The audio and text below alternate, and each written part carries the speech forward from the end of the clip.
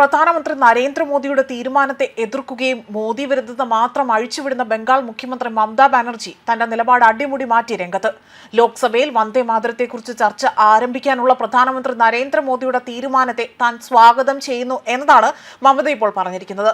അദ്ദേഹം അത് ചെയ്യട്ടെ, ഞങ്ങൾക്ക് അതിലൊരു പ്രശ്നവുമില്ല എന്നതാണ് ഈ വിഷയത്തിൽ മമത പ്രതികരിച്ചിരിക്കുന്നത്. എന്നാൽ സൈബർ ഇടത്തിലാകട്ടെ മമതയ്ക്കെതിരെ വലിയ പരിഹാസങ്ങൾ നിറഞ്ഞ വാക്കുകളും ട്രോളുകളും എത്തുന്നുണ്ട്. കേന്ദ്രം SAR നടപ്പാക്കാൻ തുനിഞ്ഞപ്പോൾ അതിനെതിരെ വാളെടുത്ത മമതയുടെ തലയ്ക്ക് സ്ഥിരത വീണു തുടങ്ങിയോ എന്നതാണ് ചോദ്യം. എന്നാൽ അനധികൃത നുഴഞ്ഞുകയറ്റക്കാരുടെ വോട്ടുകൾ അപ്പാടെ പോയതോടുകൂടി തന്നെ മമത ആകെ അങ്കലാപ്പിലാണ്. ഇനി മോദിയുമായി കൊമ്പ് കോർത്താൽ പണി കിട്ടുമെന്ന് മനസ്സിലായതോടുകൂടി തന്നെ പത്തി താഴ്ത്തിയിരിക്കുകയാണ് മമത എന്നാണ് മറ്റൊരു ഭാഷ്യം. അതേപോലെ തന്നെ ലോക്സഭയിൽ വന്ദേ മാതരത്തെക്കുറിച്ച് ചർച്ച ആരംഭിക്കാനുള്ള പ്രധാനമന്ത്രി നരേന്ദ്രമോദിയുടെ തീരുമാനത്തെ താൻ സ്വാഗതം ചെയ്യുന്നു എന്നതാണ് പശ്ചിമബംഗാൾ മുഖ്യമന്ത്രി പറഞ്ഞിരിക്കുന്നത്. തങ്ങളുടെ പാർട്ടിക്ക് ഇതിൽ എതിർപ്പില്ല എന്നും TMC മേധാവി ഇവിടെ വ്യക്തമാക്കുന്നുണ്ട്. ഞങ്ങൾക്ക് യാതൊരുവിധ പ്രശ്നവുമില്ല, അദ്ദേഹം അത് ചെയ്യട്ടെ എന്നും പറയുന്നു. കൊൽക്കത്തയിലെ നേതാജി സുഭാഷ് ചന്ദ്രബോസ് അന്താരാഷ്ട്ര വിമാനത്താവളത്തിൽ മാധ്യമങ്ങളെ കണ്ട് സംസാരിക്കവെയാണ് മമത ഇക്കാര്യങ്ങൾ വ്യക്തമാക്കുന്നത്. വടക്കൻ ബംഗാളിലേക്ക് സന്ദർശനത്തിനായി പുറപ്പെടുന്നതിന് മുൻപായിരുന്നു അവർ ഇത്തരമൊരു പരാമർശം നടത്തിയതും.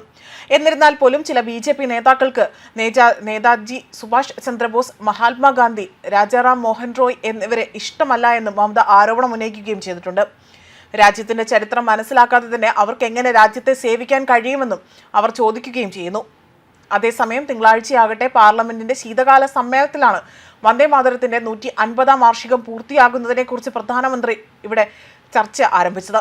സ്വാതന്ത്ര്യ സമരകാലത്ത് ഈ ദേശീയ ഗാനം ഒരു പാറ പോലെ തന്നെ നിലനിന്നിരുന്നുവെന്നും ബ്രിട്ടീഷുകാരുടെ അടിച്ചമർത്തലുകൾക്കിടയിലും ഐക്യത്തിന് പ്രചോദനം നൽകിയെന്നും ചർച്ച ആരംഭിക്കുന്നതിനിടെ തന്നെ പ്രധാനമന്ത്രി പറയുകയാണ് ചെയ്തത്. ദേശീയ ഗാനമായ വന്ദേ മാതരത്തെക്കുറിച്ച് ലോക്സഭയിൽ ചർച്ചയ്ക്ക് തുടക്കമാവുകയാണ് ഉണ്ടായത്.